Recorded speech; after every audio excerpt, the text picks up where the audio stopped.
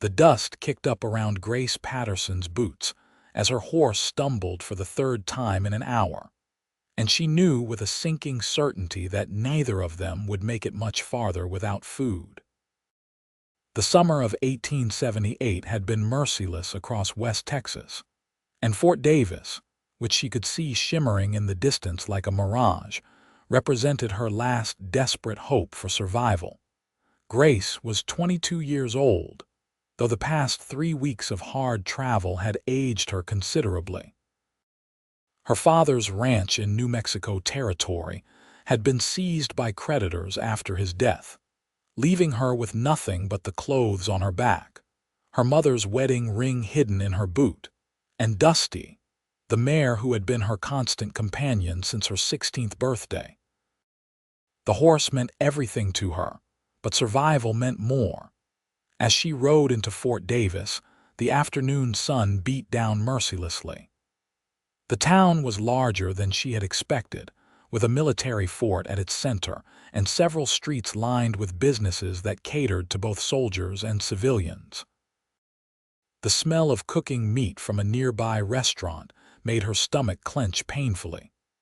She had not eaten a proper meal in 4 days, surviving on creek water and the last handful of hardtack that had finally run out yesterday morning. Grace dismounted slowly, her legs unsteady beneath her. Dusty's ribs showed through her dull coat and the mare's head hung low with exhaustion.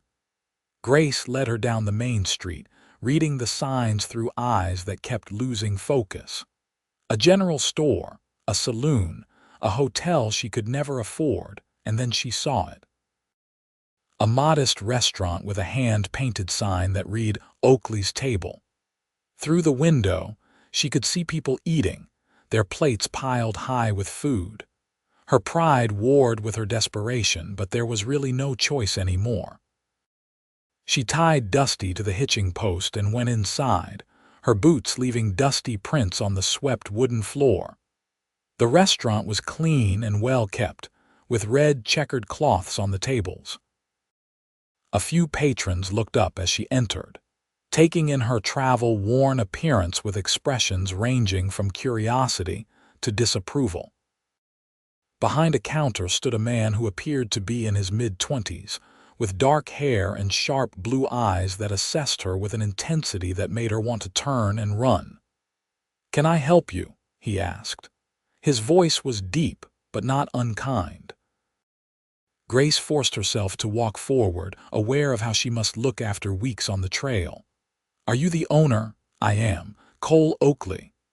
He wiped his hands on a clean towel, waiting, the words stuck in her throat for a moment. "I have a horse outside, a good mare just tired from the journey. I would like to trade her for food, for me and for her." Cole Oakley came around the counter, moving with the easy confidence of someone comfortable in their own space. He was tall, she noticed, with broad shoulders and the kind of lean strength that came from hard work rather than idle living. "Let me see this horse." They walked outside together, and Grace tried to see Dusty through a stranger's eyes. The mare's condition was poor, no denying it, but the quality of her breeding showed in her lines, in the intelligence of her eyes, in the way she nickered softly at Grace's approach. Cole walked around the horse, running his hands along her legs, checking her teeth, examining her with the practiced eye of someone who knew horses well. Grace held her breath, praying he would see value enough to feed them both. Finally, he straightened and looked at Grace directly. "This is a good horse, Tennessee Walker breeding if I am not mistaken. She would fetch a decent price once she is recovered." Hope flared in Grace's chest. "Then you will trade?" Cole was quiet for a long moment, and in that silence Grace felt the weight of all her losses pressing down on her. Her father, her home, her future, and now possibly her last friend in the world. "Keep the horse," Cole said finally. "Share my table." Grace stared at him, certain she had misheard. "I do not understand." "I said keep your horse. Come inside and eat." "Both of you look like you have not had a proper meal in a long time." He was already untying Dusty from the post. "There is a stable behind the restaurant. I will get your mare settled with feed and water. You go inside and sit down. My cook will bring you something." "I cannot pay you," Grace said, her voice barely above a whisper. "I have nothing." Cole turned to look at her, and there was something in his eyes she could not quite read. "I did not ask you to pay. I offered to share my table. That is what people do when they have enough and others do not. Now go inside before you fall down. You are swaying on your feet."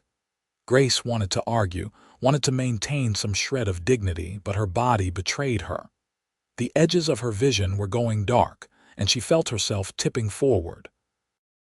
Strong hands caught her before she hit the ground. And then, Cole Oakley was carrying her inside as if she weighed nothing at all. She came back to full awareness sitting in a chair with her head between her knees and a cool cloth on the back of her neck. A woman's voice was saying something about water and bread, and when Grace managed to sit up, she found herself looking at a plump woman in her 50s with kind eyes and flour on her apron. "There now, you just take it slow," the woman said. "I am Martha, and I do the cooking here.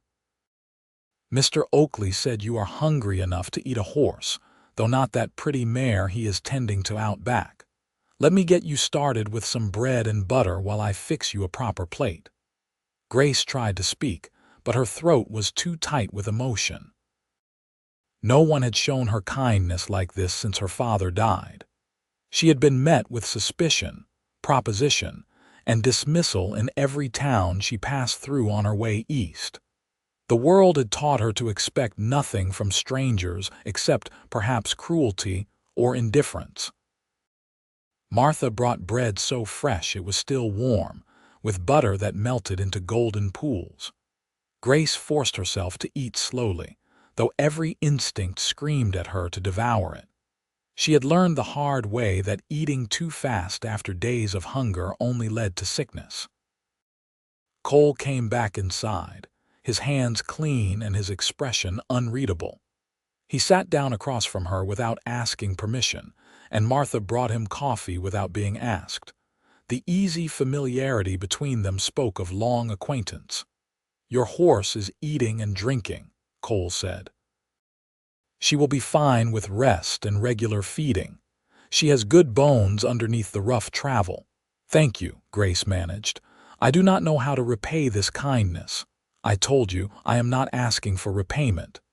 He studied her face with those sharp blue eyes. "What brings a lady alone to Fort Davis? This is not an easy town for a woman without protection." Grace considered lying, but she was too tired for it. "I am heading east to San Antonio. I have an aunt there who might take me in. My father died 3 months ago and I lost everything." "I am sorry for your loss." Cole's expression softened slightly. "San Antonio is a long way from here, though. Another 200 miles at least, and rough country between here and there." "I am aware of that." Grace felt a flash of her old spirit returning with the food in her stomach. "I have made it this far." "You have indeed." Something that might have been respect crossed his face. "That takes courage or desperation or both."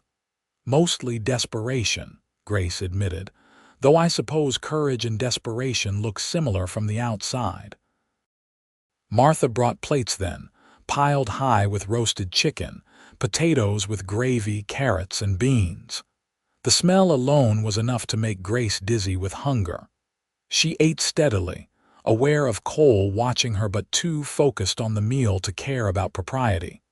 "When did you last eat?" he asked. 4 days ago. Some hardtack I had been rationing. Before that, I caught fish in a creek about a week back." Grace took a drink of the cool water Martha had brought. "Water has been easier to find than food." Cole frowned. "You have been traveling alone for how long? 3 weeks, give or take." "I lost count of the exact days somewhere around the 2nd week. 3 weeks alone on the trail." He shook his head. "You are either very brave or very fortunate to have made it this far without incident." "The gun in my saddlebag helped," Grace said, "and I learned to avoid people when I could. Towns have not been particularly welcoming to a woman alone with no money." "I imagine not." Cole was quiet for a moment, drinking his coffee. "What will you do in San Antonio, assuming your aunt will take you in?" Grace had not let herself think too far ahead, but his question forced her to confront the uncertain future. "I suppose I will find work if I can. I can read and write and do figures. I helped my father with the ranch books. Perhaps someone will need a clerk or a teacher. Perhaps." Cole did not sound convinced. San Antonio is a rough town in its own way. Lots of opportunity, but lots of danger too. More dangerous than being alone on the trail with nothing. Grace met his eyes directly. "I will take my chances." He held her gaze for a long moment, and Grace felt something pass between them, some wordless understanding or recognition. Then he nodded. "Fair enough. But you and your horse both need rest before you tackle another 200 miles. You are welcome to stay here for a few days, get your strength back. I told you I cannot pay." Grace hated the weakness in her voice, hated being dependent on charity. "And I told you I am not asking for payment." Cole's voice was firm. "This restaurant does well enough. I have a room upstairs that nobody is using. You can stay there and eat at my table until you and your horse are fit to travel. Call it Christian charity if it makes you feel better about accepting." Grace wanted to refuse on principle, but she was not foolish enough to turn down what might be her only chance of survival. "Why are you doing this?" Cole was quiet for a moment, his eyes distant. "My mother died when I was 14. My father took to drinking and lost everything we had. I spent 2 years wandering, taking charity where I could find it, working when anyone would hire me. I remember what it feels like to be desperate and alone. If I can spare someone else that feeling, I will." The simple honesty of his answer silenced any further protest. Grace nodded slowly. "Then I accept your generosity with gratitude. But I insist on earning my keep somehow. Let me help in the restaurant. I can wash dishes or serve tables or whatever you need." Cole considered this. "Can you cook?" "Basic things. Nothing fancy, but I will not poison anyone." "Then help Martha in the kitchen. She has been asking me to hire someone for weeks, but I have not found the right person. You can work for your room and board until you are ready to continue east." It was a solution that satisfied Grace's pride while accepting the help she desperately needed. She nodded. "Agreed. When do I start?" A hint of a smile touched Cole's mouth. "Tomorrow is soon enough. Today you rest and eat. Martha will show you to your room when you are finished." True to his word, Cole gave Grace a room above the restaurant. It was small but clean, with a real bed, a washstand, and a window that looked out over the main street of Fort Davis. Martha brought her up a pitcher of warm water and some soap, and Grace washed away 3 weeks of trail dust with tears of relief streaming down her face. She slept for 14 hours straight, her body finally able to relax for the first time in weeks. When she woke, the sun was high, and for a moment she panicked, thinking she had slept away the morning and failed to keep her promise to work. But when she hurried downstairs, Martha just laughed and told her that Cole had insisted she be allowed to rest. "The man has a soft heart under all that serious manner," Martha said, kneading bread dough with practiced efficiency. "He acts tough, but he is always helping folks who need it. Last month, he gave free meals to a family passing through who had lost everything in a fire. Month before that, he paid for medicine for old Mr. Henderson when he took sick." Grace watched Cole through the window that opened from the kitchen to the dining area.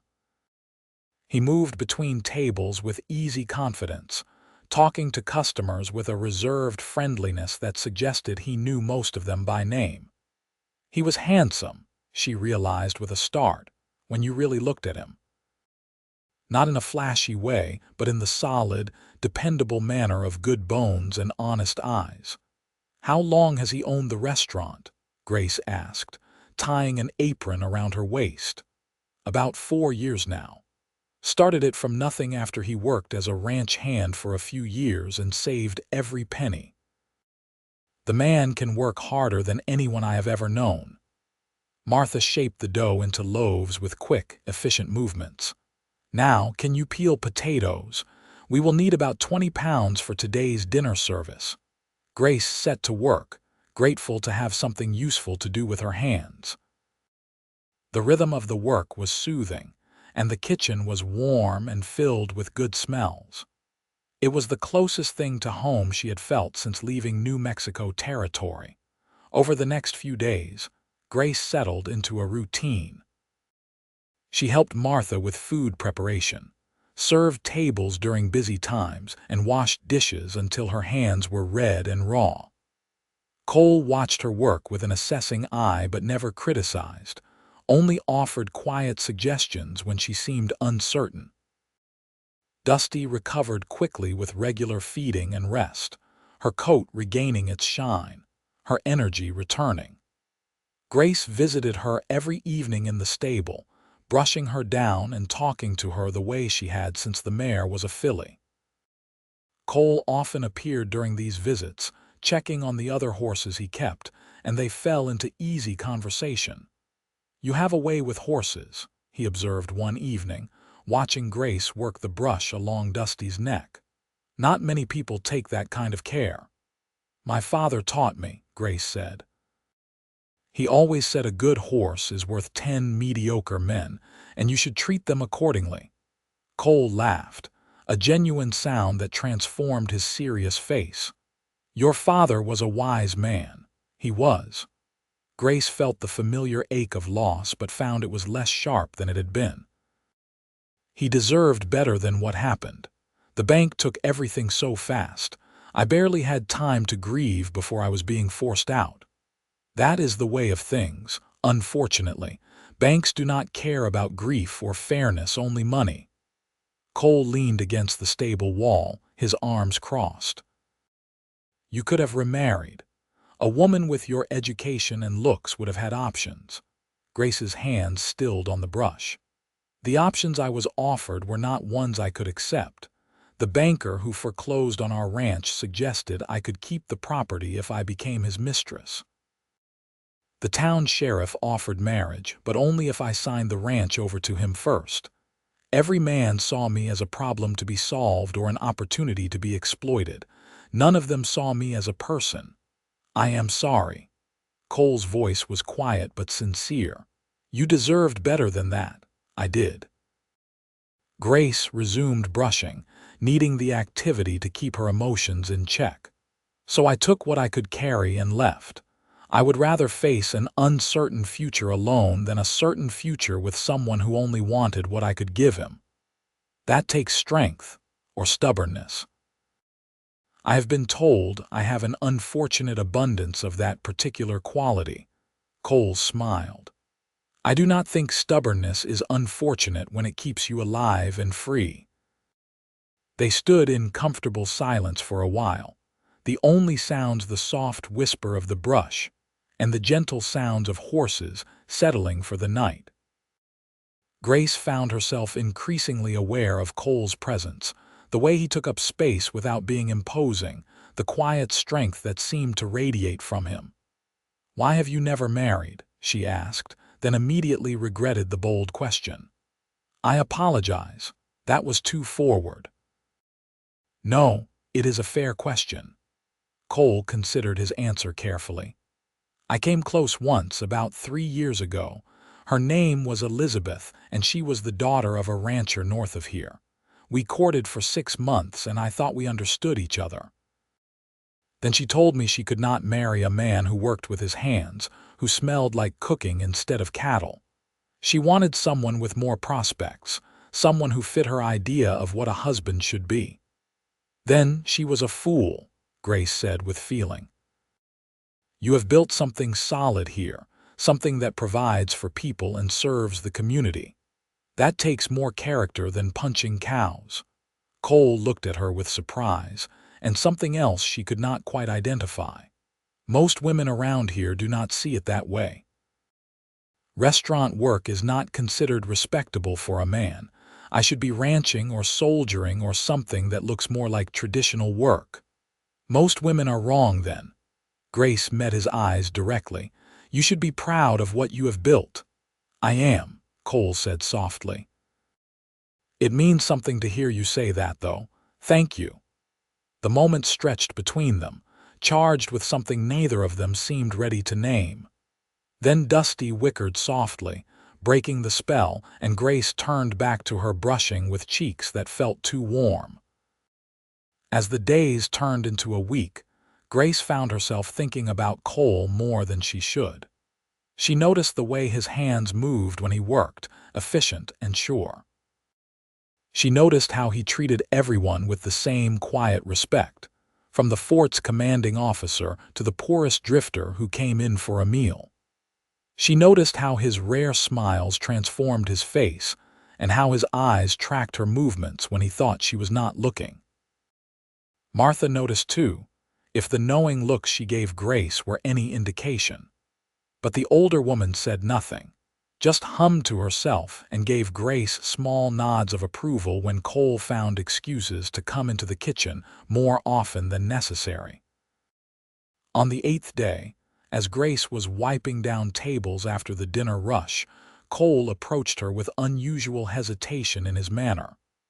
"I was thinking," he said, then paused as if reconsidering. "Fort Davis is having a dance on Saturday night. The soldiers host one every month. I was wondering if you would like to attend. With me.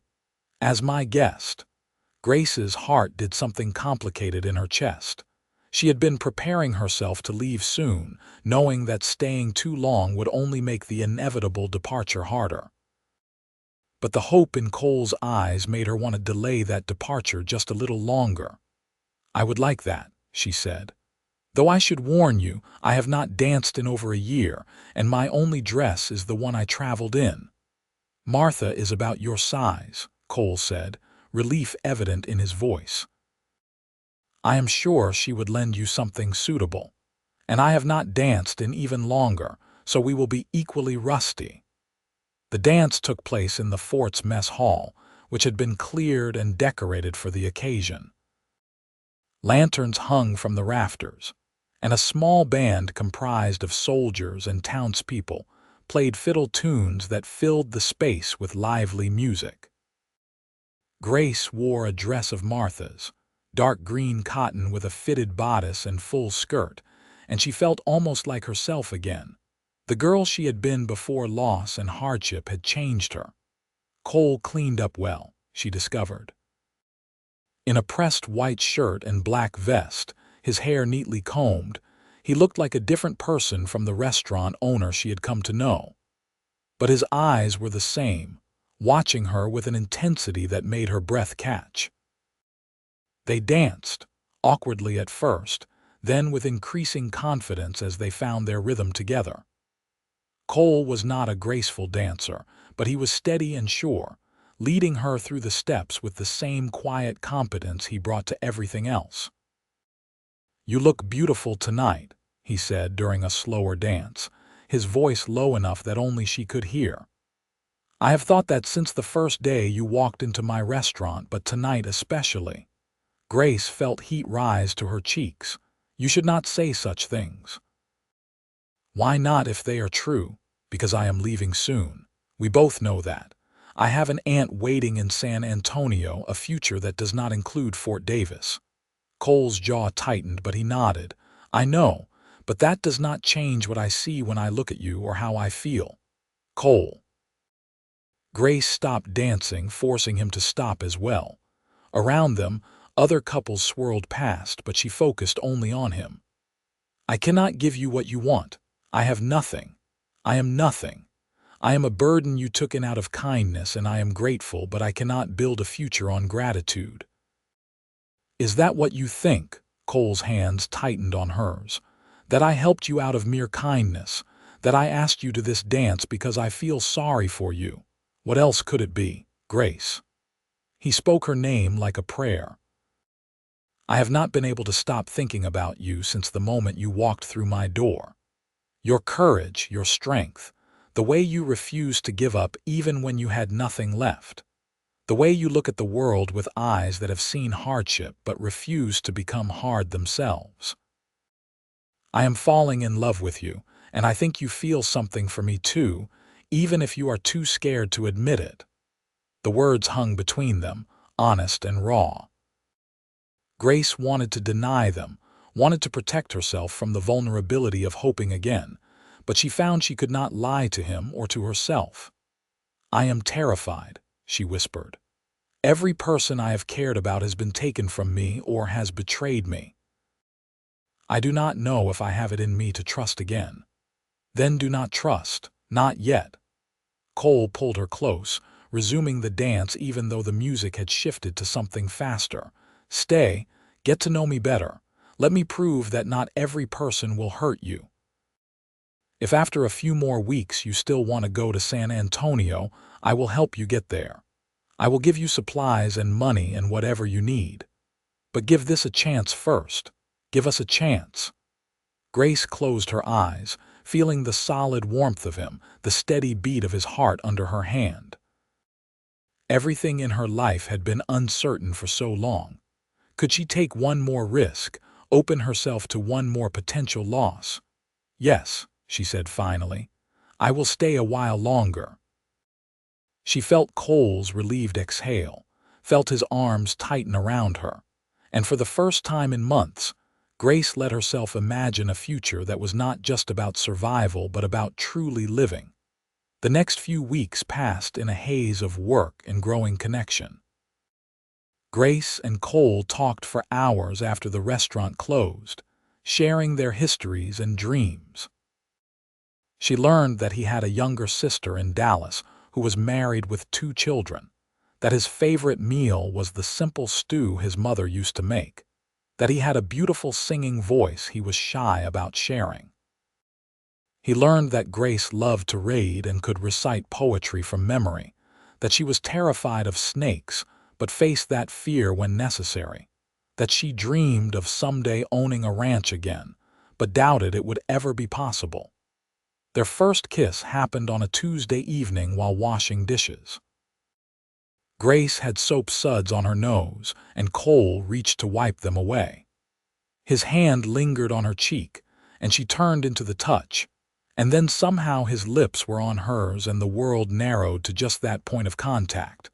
It was gentle and tentative and perfect, tasting of hope and possibility.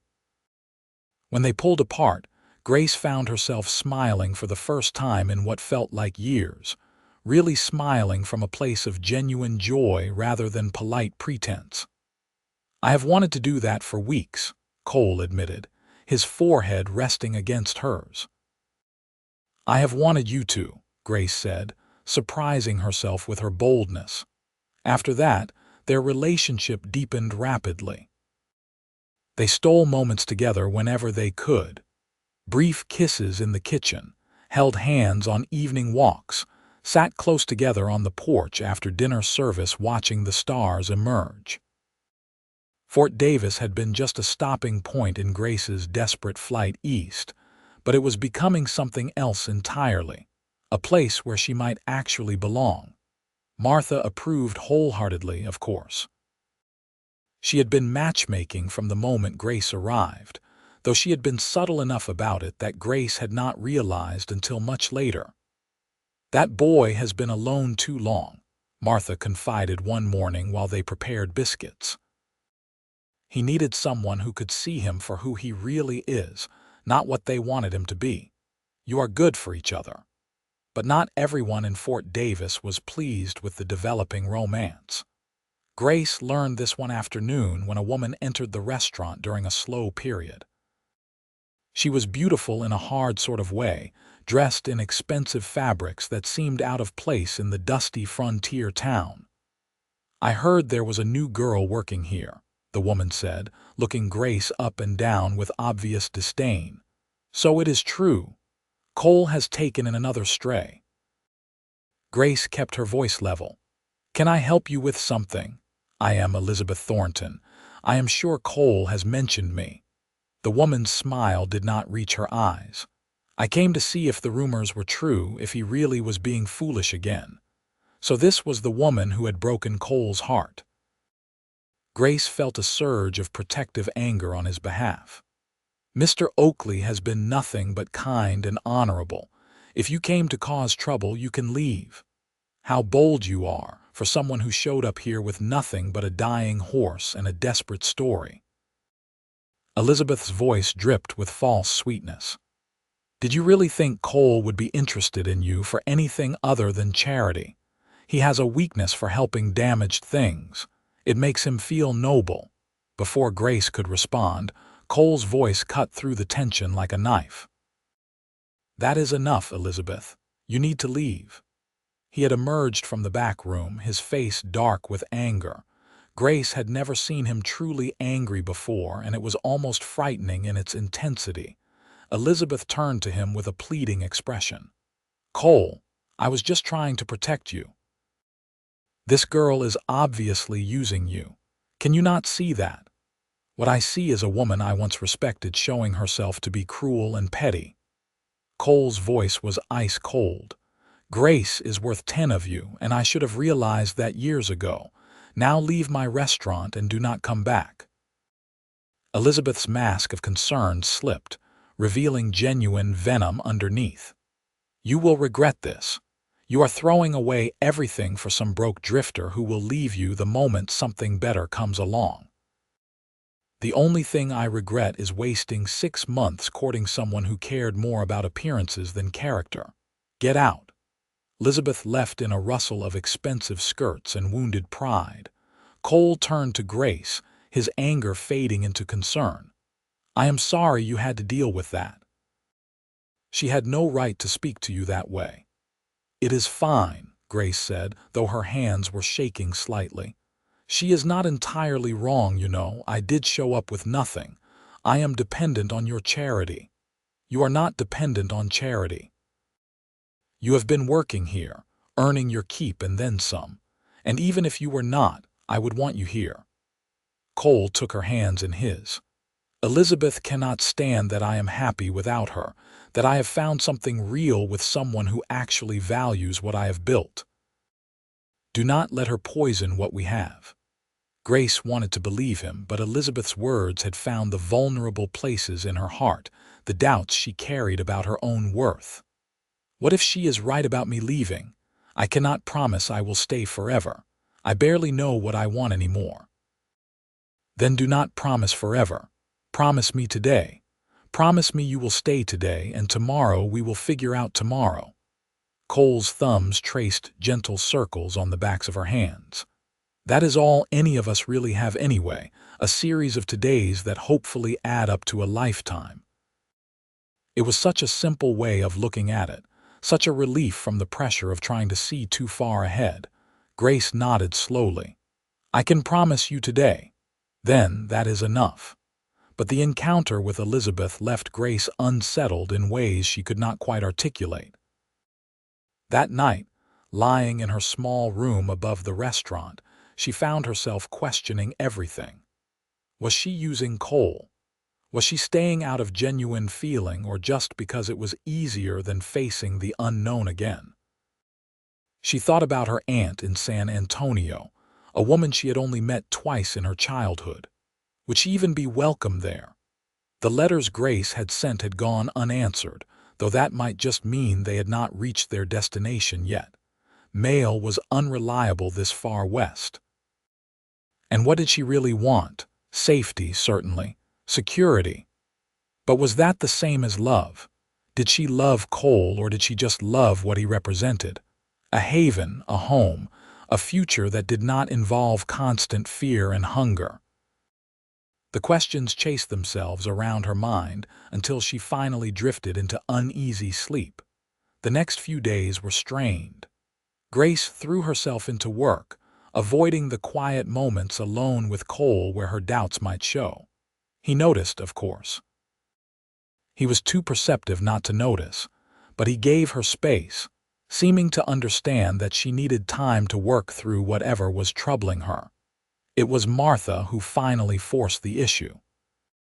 On Sunday afternoon, when the restaurant was closed and Grace was half-heartedly cleaning surfaces that were already clean, the older woman sat her down with a cup of tea and a no-nonsense expression. "All right, child, out with it. What is eating at you?" Grace tried to deflect. "Nothing is wrong. I am just tired. Do not lie to me. I have been watching people for 60 years and I know turmoil when I see it." Martha's voice softened. "Does this have to do with what that horrible Thornton woman said?" Tears pricked at Grace's eyes, which was answer enough. Martha made a sympathetic sound and pulled her into a hug that smelled like cinnamon and fresh bread. "Listen to me," Martha said firmly. "That woman knows nothing about you or what you and Cole have together. She is bitter because she realized too late what she lost.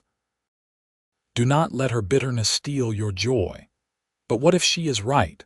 Grace pulled back, wiping at her eyes. "What if I am just with Cole because it is convenient?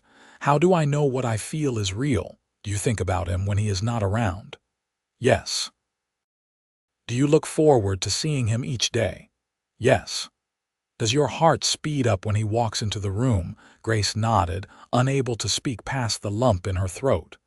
"And do you want good things for him, even if those good things might not include you?"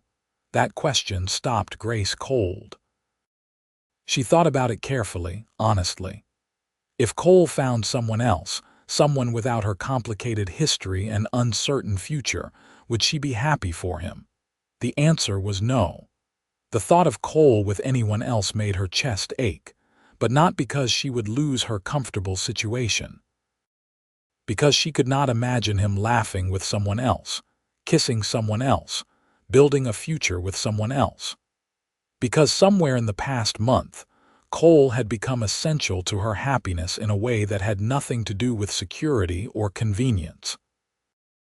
"I love him," she said, the realization washing over her with the force of revelation. "I really love him."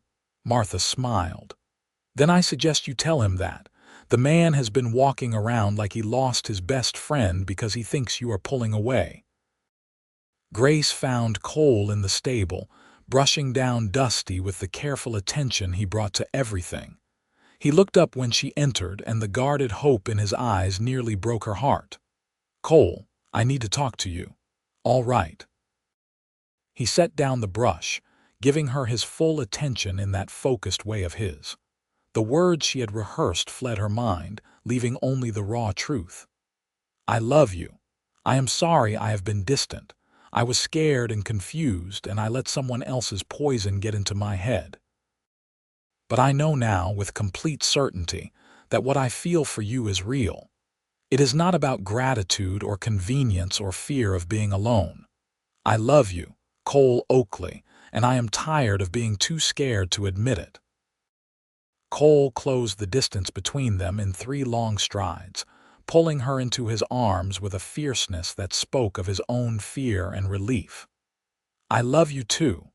I have been trying to give you space, but it has been killing me, thinking I might lose you." "You are not losing me," Grace said against his chest. "I am staying, not just for today or tomorrow, but for as long as you will have me." He pulled back just enough to kiss her, and this kiss was different from the gentle explorations before. This was passion and promise and relief all tangled together, a declaration as clear as the words they had just spoken. When they finally broke apart, both breathing hard, Cole rested his forehead against hers. "Marry me." Grace laughed, giddy with joy. "That is not a proper proposal." "No." "Then how about this?" He dropped to one knee right there in the stable, taking her hand in his. "Grace Patterson, you walked into my life with nothing but courage and a good horse, and you have turned my world upside down in the best possible way. I want to wake up next to you every morning and fall asleep next to you every night. I want to build a life with you, raise children with you, grow old with you. Will you marry me?" "Yes," Grace said, tears streaming down her face. Yes, of course I will marry you. Cole stood and swept her into another kiss, and Dusty whinnied her approval from her stall. And Grace thought that for all the loss and hardship that had brought her to Fort Davis, she would not change a moment of it if this was where she ended up. They were married 3 weeks later in a simple ceremony at the small church in Fort Davis. Martha cried happy tears and served as Grace's witness, while a rancher friend of Cole's stood up for him. Grace wore a dress they had ordered from San Antonio, simple white cotton with lace at the collar and cuffs. Cole wore his best suit and looked so handsome Grace could barely concentrate on the vows. She moved her few belongings from the room above the restaurant to Cole's house on the edge of town, a modest 2-bedroom structure with a wide porch and a view of the mountains. It was not grand, but it was theirs, and Grace loved every inch of it. Their first night as husband and wife, lying in Cole's bed that was now her bed too, Grace felt a peace she had not known was possible. Cole held her close, his fingers tracing lazy patterns on her arm. "What are you thinking about?" he asked softly. "About how I almost missed this. If I had been too proud to ask for help, if I had tried to trade Dusty and move on, I would have missed finding you, finding home." "I would have found you somehow," Cole said with certainty. "Some things are meant to be." Grace turned in his arms to face him. "Do you really believe that?" "In fate and destiny. I believe that when something is right, you know it. I knew it the moment I saw you, exhausted and desperate but still standing tall. You could have given up anywhere along your journey, but you kept going. That kind of strength is rare. I felt weak every moment of that journey. Strength and fear are not opposites. Being brave does not mean not being afraid. It means being afraid and doing what needs to be done anyway." He kissed her forehead gently. "You are the strongest person I know."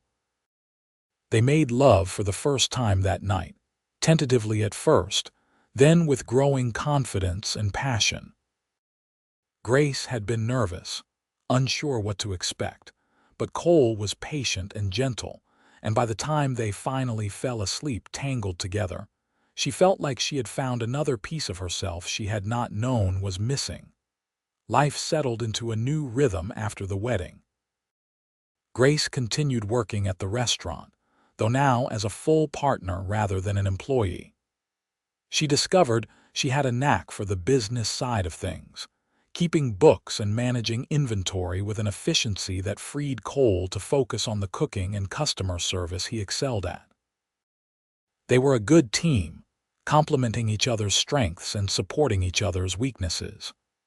The restaurant thrived under their combined efforts, becoming known throughout the region for good food and fair prices.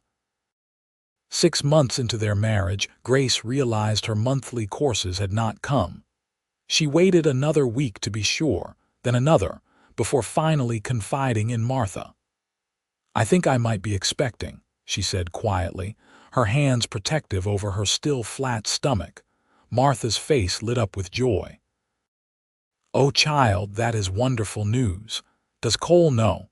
"Not yet. I wanted to be certain before I told him. He has talked about wanting children, but we have only been married half a year. I worry it is too soon." "There is no such thing as too soon for a blessing," Martha said firmly. "That man is going to be over the moon when you tell him." Grace waited until that evening, after the restaurant had closed and they were walking home hand in hand under a sky full of stars. The air was cool, autumn finally bringing relief from the brutal summer heat. "Cole, I have something to tell you." He stopped walking, concern crossing his face. "What is wrong?" "Nothing is wrong. At least I do not think anything is wrong." Grace took a deep breath. "I am with child." For a moment, Cole just stared at her. Then a grin spread across his face, so wide and genuine that Grace started laughing just seeing it. "Really? You are certain?" "As certain as I can be without seeing a doctor. I have missed 2 monthly courses, and I have been feeling queasy in the mornings." Cole picked her up and spun her around, laughing like a delighted child. "We are having a baby. Grace, we are having a baby. Put me down before you make me sick," Grace said, but she was laughing too, caught up in his joy. He set her down gently, immediately protective. "I am sorry. Are you all right? Should you be working so much? Maybe you should rest more." "I am pregnant, not made of glass," Grace said, amused by his sudden worry. "Women have been having babies since the beginning of time while still doing all manner of work." But Cole fussed over her anyway, insisting she sit down when there was a lull in the restaurant, making sure she ate properly, worrying constantly that she was overdoing it. It was endearing and exasperating in equal measure, and Grace loved him all the more for it. The pregnancy progressed normally, though the first few months of morning sickness were miserable. Grace discovered that ginger tea helped, and Martha kept a supply on hand for the difficult mornings. As her belly grew, she had to adjust how she moved around the kitchen, but she refused to stop working entirely despite Cole's gentle protests. "I need to feel useful," she insisted.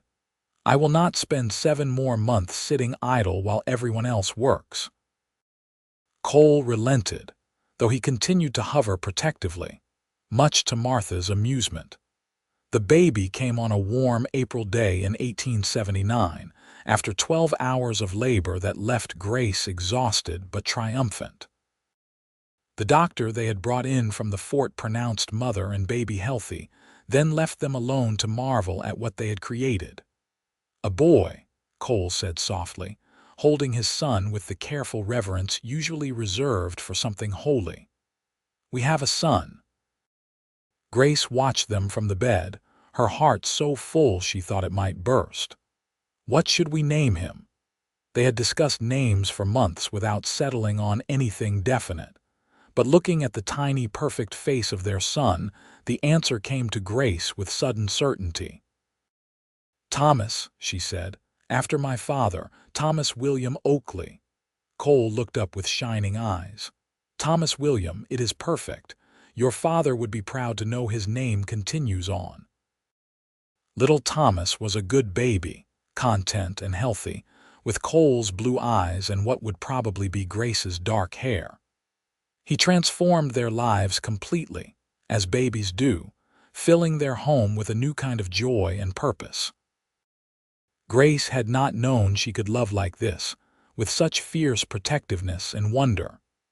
Every milestone, from Thomas's first smile to his first word, felt like a miracle. Cole was a devoted father, getting up for nighttime feedings even though he had to be at the restaurant early, spending every free moment with his son.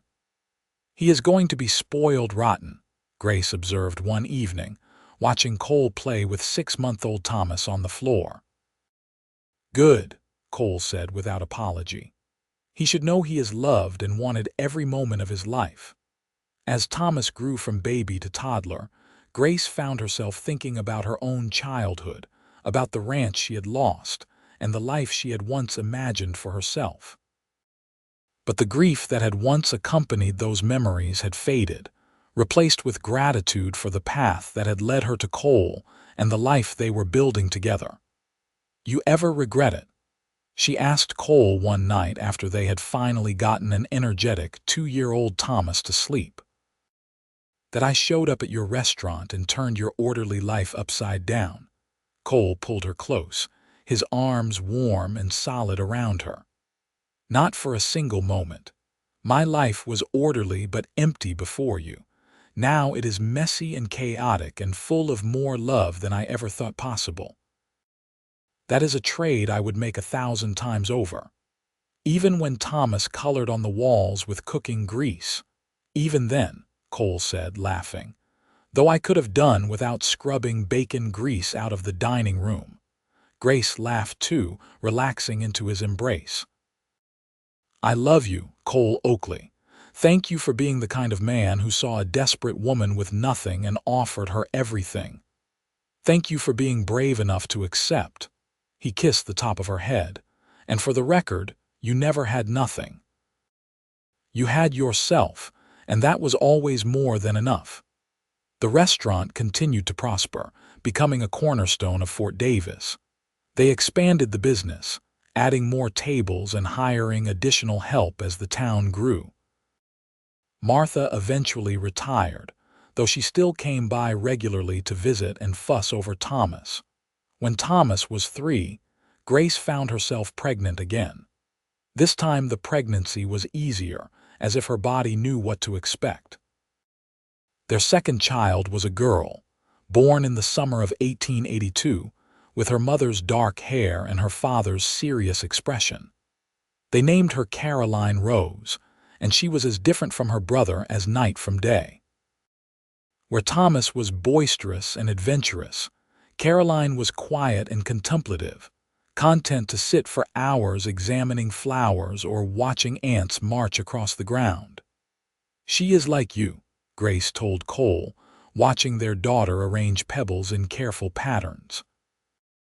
"She sees the world with that same focused intensity you have." "Then God help the man who tries to court her someday," Cole said, only half joking.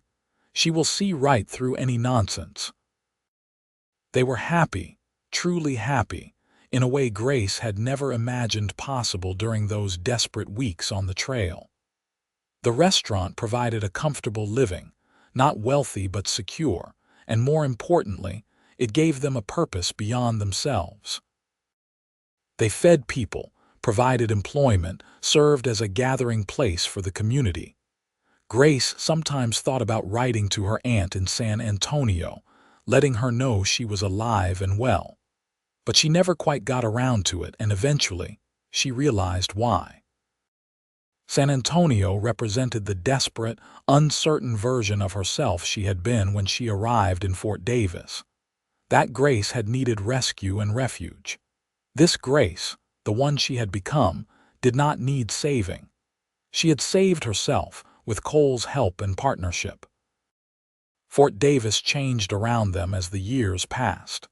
The military presence decreased as the frontier became more settled. Businesses came and went. People they knew moved away or passed on. But Oakley's table remained, a constant in an ever-changing landscape. When Thomas was 8 and Caroline was 5, a woman came into the restaurant one afternoon during the quiet period after lunch. Grace was wiping down tables and did not look up immediately when the bell above the door chimed. "I am sorry, we are closed until dinner service," she said automatically. Grace Patterson." Grace froze at the familiar voice, then slowly turned. Standing in her restaurant, looking older and harder but unmistakable, was Elizabeth Thornton. "It is Grace Oakley now," Grace said evenly, straightening to her full height. "What can I do for you, Elizabeth? I was passing through and saw the restaurant. I wanted to." Elizabeth paused, seeming to struggle with the words. "I wanted to apologize for how I treated you when you first came to town. I was cruel and petty, and you did not deserve that." Grace studied the other woman carefully, looking for signs of manipulation or ulterior motive. But Elizabeth seemed genuinely uncomfortable, her expensive clothes slightly shabby now, her face lined with care. "What happened to you?" Grace asked, her natural compassion overriding her wariness. "Life," Elizabeth said with a bitter laugh. "I married a rancher from San Antonio, someone I thought could give me the life I wanted. Turns out he was better at spending money than making it. We lost everything last year, and he left me for a younger woman with a rich father. I have been working as a seamstress, barely getting by." Grace felt an unexpected pang of sympathy. She remembered all too well what it felt like to lose everything, to face an uncertain future alone. "I am sorry. That must be difficult. It is what I deserve, probably. Karma or divine justice or whatever you want to call it." Elizabeth's eyes were bright with unshed tears. "I heard you married Cole, that you have children together. I am glad. He deserves happiness, and from what I have heard, you have made him very happy indeed." "He makes me happy too," Grace said softly. "We are good together. I can see that." Elizabeth gestured around the restaurant, taking in the evident prosperity and care. "This place has grown. People in San Antonio talk about it, say it is worth the trip just for the food." Pride warmed Grace's chest. "Cole is an excellent cook, and we have worked hard to build something good here." They stood in awkward silence for a moment, two women whose lives had taken such different paths from what either had expected.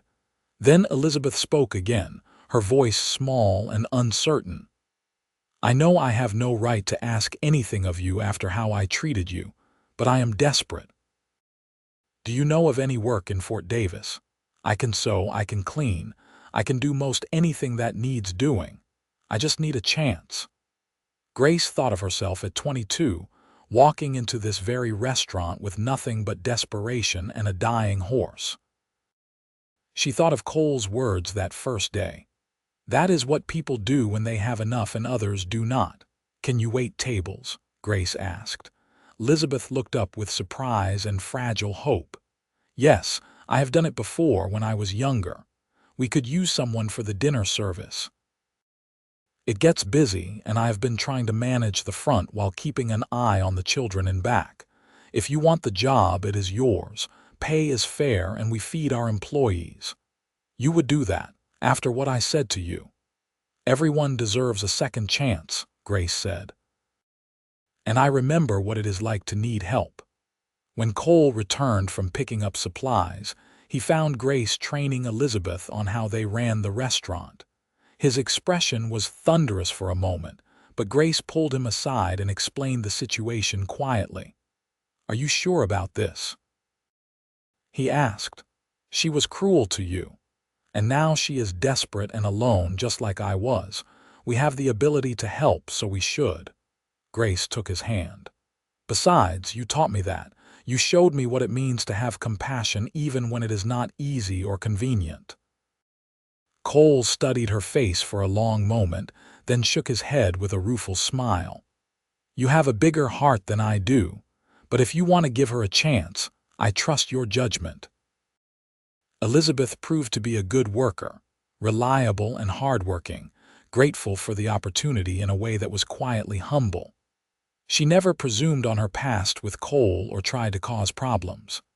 Instead, she kept her head down and did her job, slowly rebuilding her life piece by piece. Over time, she and Grace developed a cautious friendship, bonded by their shared understanding of how quickly fortune could change. Elizabeth was good with the children, and Caroline especially seemed to like her, sitting with her while she worked and learning to sew from her skilled hands. "You are a better person than I am," Elizabeth said one evening after closing. "I do not know if I could have been as forgiving if our situations were reversed." "Maybe you would surprise yourself," Grace said. "I think most of us are capable of more grace than we realize when we are not consumed by our own fears and insecurities." As Thomas and Caroline grew older, the restaurant became their second home. They did homework at corner tables, helped wash dishes when they were old enough, learned to cook alongside their father. Grace watched her children grow into capable, kind individuals, and felt a deep satisfaction that had nothing to do with material success, and everything to do with raising good humans. Thomas inherited his mother's determination and his father's steady nature. He talked about being a rancher someday, wanting to work with horses the way Grace's father had. Cole bought him a horse for his 10th birthday, a young gelding that Thomas named Lightning, and father and son spent weekends riding together in the mountains. Caroline was quieter but no less determined. She loved books and learning, already reading at a level beyond her years. Grace taught her mathematics and history, while Cole taught her to appreciate food as both sustenance and art. She announced at 7 years old that she wanted to be a teacher someday, and no one who knew her doubted she would achieve that goal. When Grace was 35 and Cole was 38, with Thomas now 14 and Caroline 11, they added one more child to their family. Another boy, unexpected but joyfully welcomed, who they named Samuel James. He was born in the spring of 1889, completing their family in a way none of them had known was missing. The older children doted on their baby brother, Thomas carefully teaching him to ride when he was barely steady on his feet, Caroline reading him stories until he could recite them from memory. Samuel was a happy, easy child who seemed to find joy in everything, his laughter filling their home with light. "Our family is complete," Grace said one evening, holding baby Samuel while watching Thomas help Caroline with her arithmetic homework. Cole stood beside her, his arm around her shoulders, and she leaned into his solid warmth. "It is more than I ever hoped for," Cole agreed. "A full life, a thriving business, 3 beautiful children, and you. Everything I have is because of the day you walked into my restaurant and offered to trade your horse for food. And you told me to keep the horse and share your table," Grace finished, smiling at the memory. "Best decision either of us ever made." As the 19th century drew to a close, Fort Davis continued to change. The fort officially closed in 1891, the last of the soldiers moving on to other postings. Many worried the town would die without the military presence, but Fort Davis proved resilient. The restaurant adapted, catering more to travelers and local ranchers, and continued to thrive. Thomas left home at 18 to work on a ranch, determined to learn everything about running cattle and horses.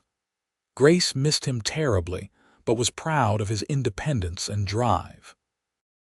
He came home often, bringing stories of ranch life and eventually bringing home a sweet young woman named Mary, who became his wife. Caroline finished her schooling and went to San Antonio for teacher training, fulfilling her childhood dream. She wrote long letters home describing her studies and the big city, and Grace read them aloud to the family at dinner, her pride evident in every word. Samuel grew into a thoughtful, creative boy who loved to draw and paint. Cole set up a small studio for him in an unused room, and Samuel spent hours capturing the beauty of West Texas on canvas. His talent was evident even at a young age, and Grace often found herself staring at his paintings, amazed that she and Cole had created this remarkable person. Grace and Cole grew older together, silver threading through their hair, lines deepening around their eyes. But their love only deepened with time, the passion of their early years maturing into something solid and enduring. They knew each other's thoughts, finished each other's sentences, worked together with the ease of long practice. You ever think about what your life would have been like if you had made it to San Antonio? Cole asked one night as they sat on their porch, watching the sunset paint the mountains gold and red. Grace considered the question carefully. "Sometimes, but I cannot imagine it would have been better than this. My aunt was a stranger, and San Antonio was just a destination I chose because I had to go somewhere. This is home. You are home." "I think about it sometimes," Cole admitted, "about how close I came to missing you entirely. If I had not been in the restaurant that day, if I had been out on an errand, you might have moved on before I returned. We might never have met." "But we did meet," Grace said, taking his hand. "And everything that followed has been worth every moment of hardship that came before." They sat in comfortable silence, watching the stars emerge one by one. After more than 20 years of marriage, they did not always need words to communicate. The simple act of being together was enough. When Grace was 45, Martha passed away peacefully in her sleep.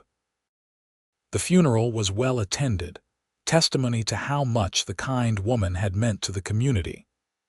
Grace grieved deeply, having come to love Martha like a second mother. But she also felt gratitude for all the years they had shared, for the wisdom and warmth Martha had brought to her life. "She would want us to keep going," Cole said, holding Grace as she cried. To keep the restaurant running, to keep feeding people and building community. That was her legacy, and we will honor it. So they continued, adapting and growing with the changing times. The new century brought automobiles and electricity, and a host of other changes that transformed the West from frontier to modern society. But Oakley's table remained a constant, a reminder of simpler times and enduring values. Thomas and Mary had 3 children, making Grace and Cole grandparents. Caroline married a fellow teacher and settled in Dallas, where she ran a school for girls.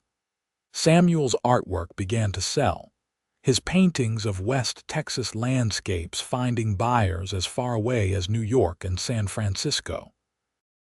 Grace watched her children build their own lives with pride and a bittersweet awareness that time moved inexorably forward. But she also felt deep satisfaction knowing they were happy, that they had grown into good people who contributed positively to the world. As Grace approached her 50th birthday, she found herself reflecting on the journey that had brought her to this moment. From desperate orphan to beloved wife and mother, from destitute drifter to respected businesswoman, the transformation was almost unbelievable. "I think I finally understand," she said to Cole one morning as they prepared the restaurant for another day of service. "Understand what? Why you helped me that first day. I used to think it was pure kindness or Christian charity, but it was more than that, was it not? You saw something in me, recognized something." Cole smiled.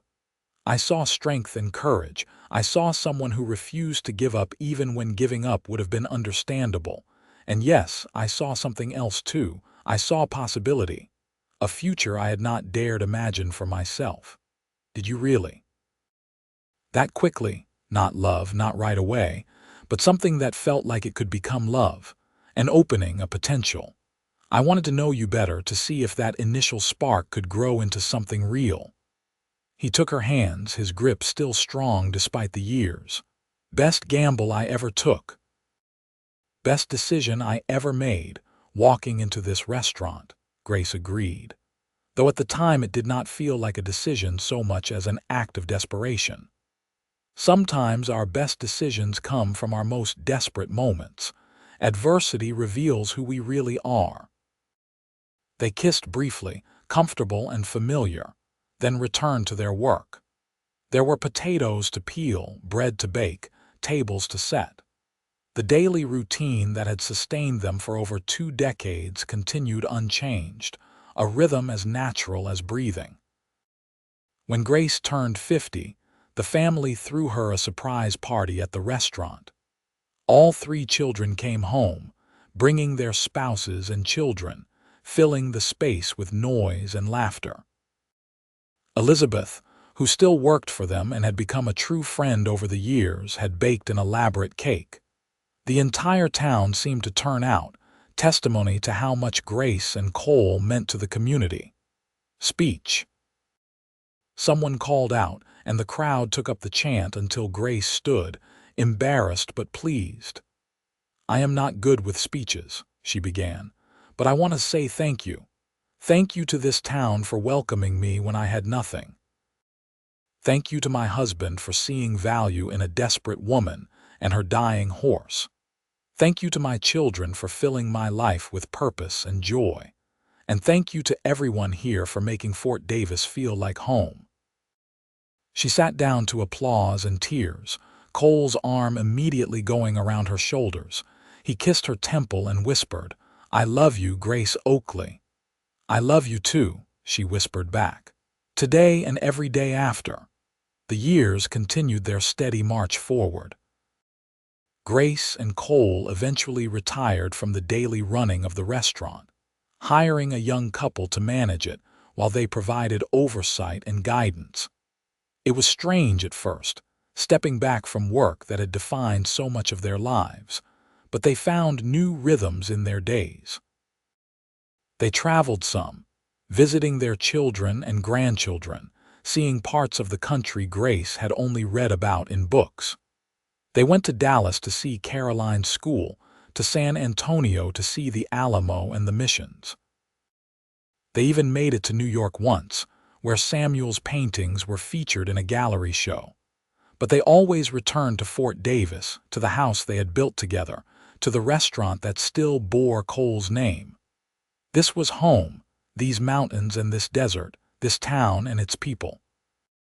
Everything else was just visiting. When Cole turned 65, he began having trouble with his heart.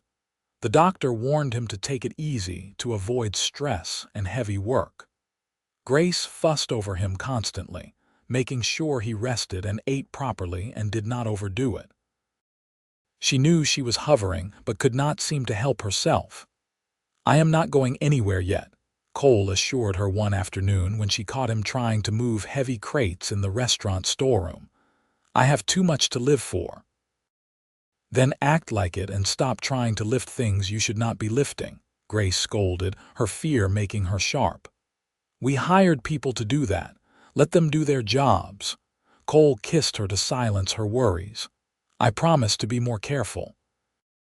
I want to see our grandchildren grow up, maybe even meet a great-grandchild or two. I have plenty of reasons to stick around."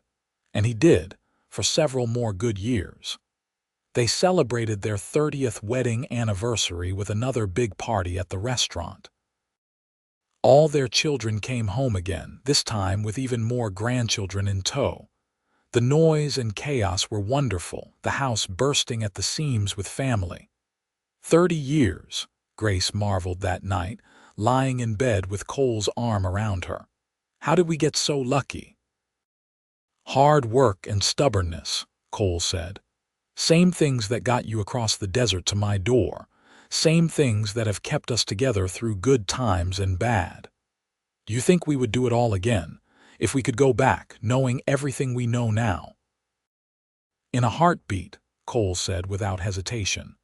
"Every joy, every challenge, every moment, all of it led us here to this life we have built.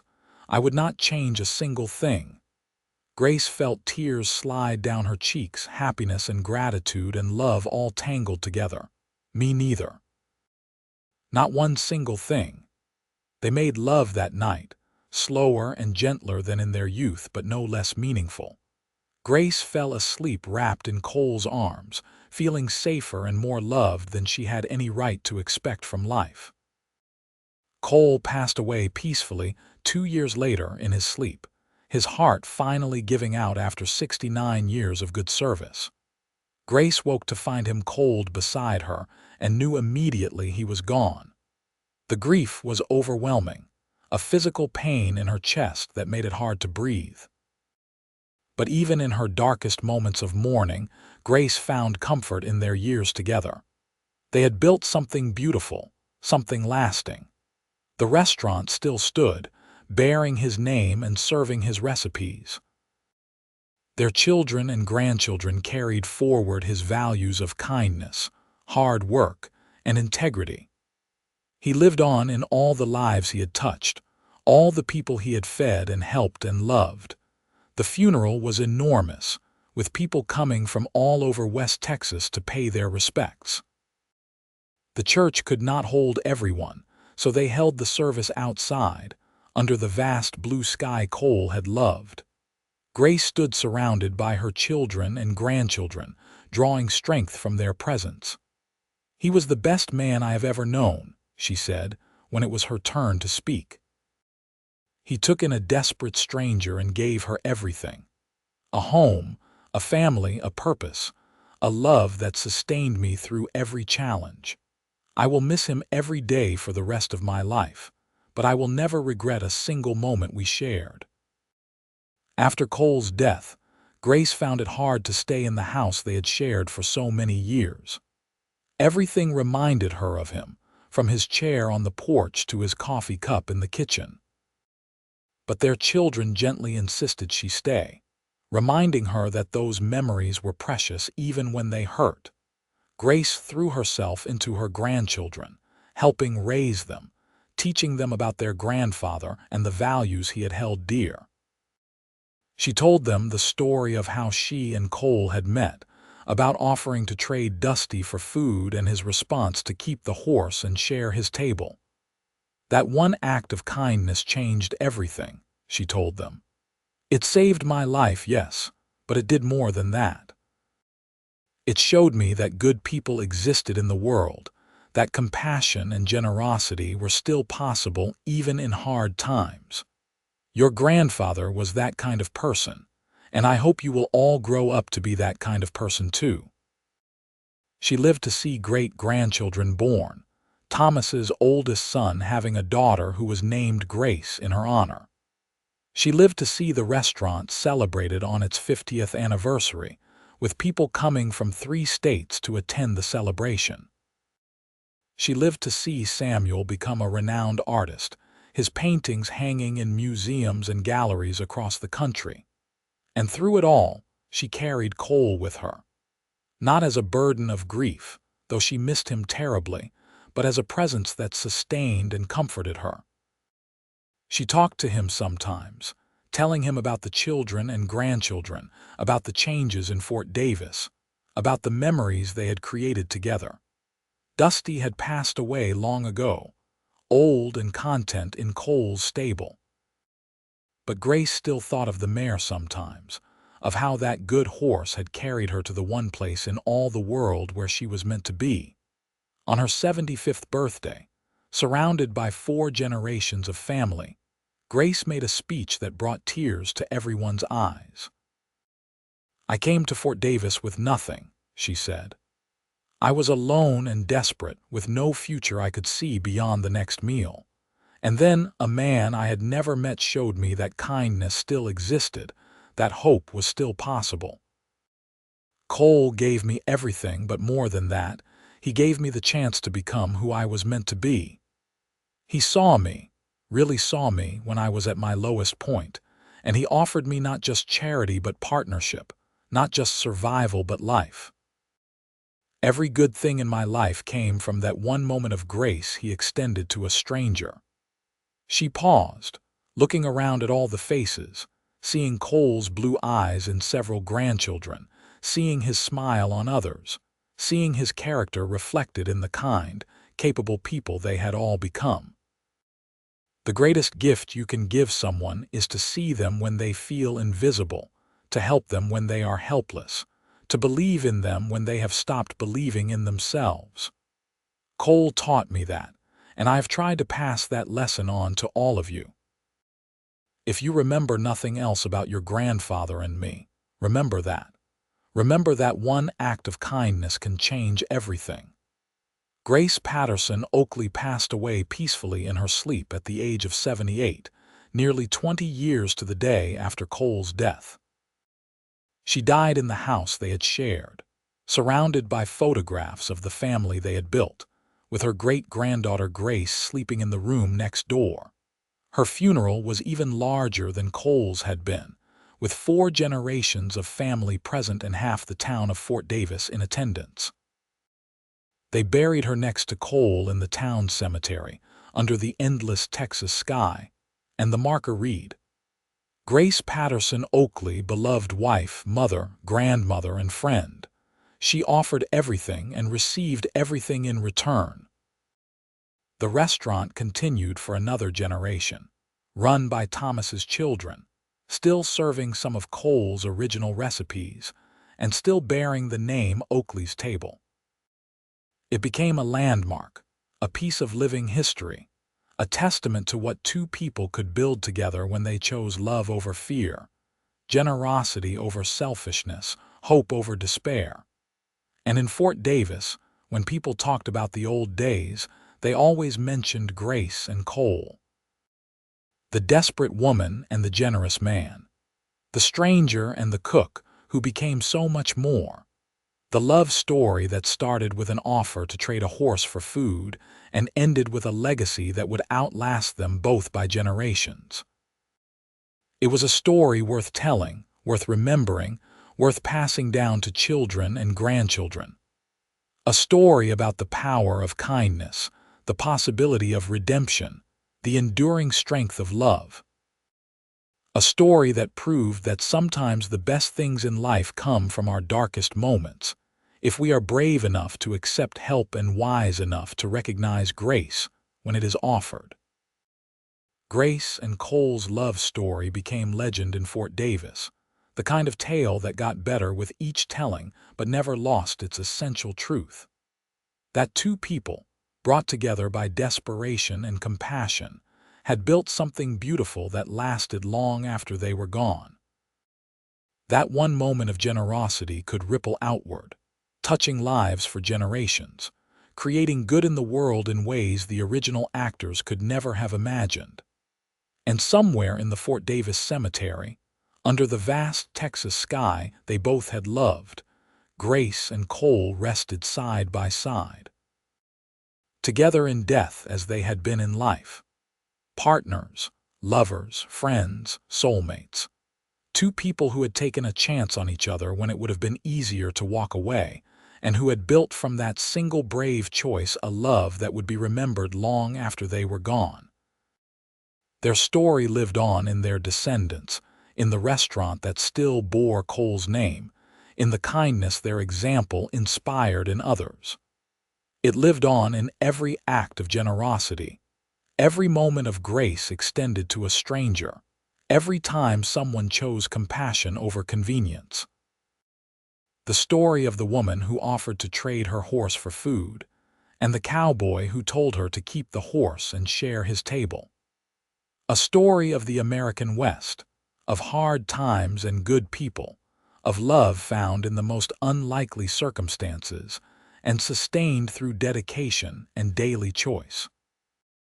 It was a story with a happy ending, the kind everyone hopes for but few achieve.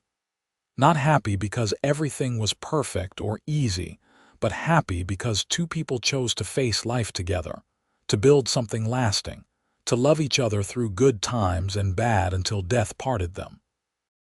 And in the end, what more could anyone ask for than that? A full life, a true love, a legacy of kindness and family.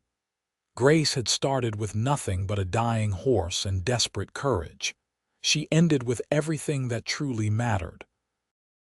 And it all began because one man saw a stranger in need and decided to help. No strings attached, no conditions, just simple human kindness offered freely. That was the real story. Not a fairy tale, but something better. A true story of real people who chose to be better than they had to be, who built something beautiful from nothing, who loved each other well and raised their children to do the same. Grace and Cole Oakley. Fort Davis, Texas. 1878 to the end of their days. A love story for the ages, told and retold, never growing old. Their table was always open. Their love was always true. And their legacy lived on long after they were gone, a testament to the enduring power of a single act of grace.